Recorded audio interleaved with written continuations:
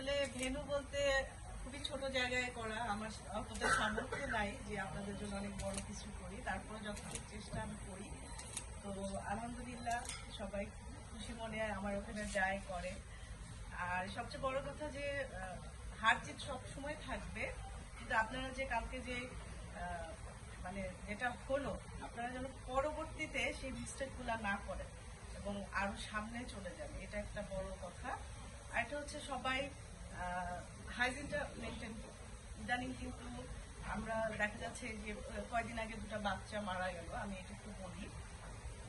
ফ্রিজের খাবার খেয়ে বা বাইরের রেস্টুরেন্টের খাবার খেয়ে, তারা বাসি খাবার খেয়ে। হ্যাঁ, তো আমরা যেহেতু মা, আমরা অবশ্যই এই জিনিসটা খেয়াল রাখবো যে বাচ্চারা কি খাচ্ছে, পরের দিন বাসি খাচ্ছে না কি খাচ্ছে, এটা আমরা একটু খেয়াল রাখবো। আর এই তো সবার জন্য শুভকামনা, সবাইকে ধন্যবাদ।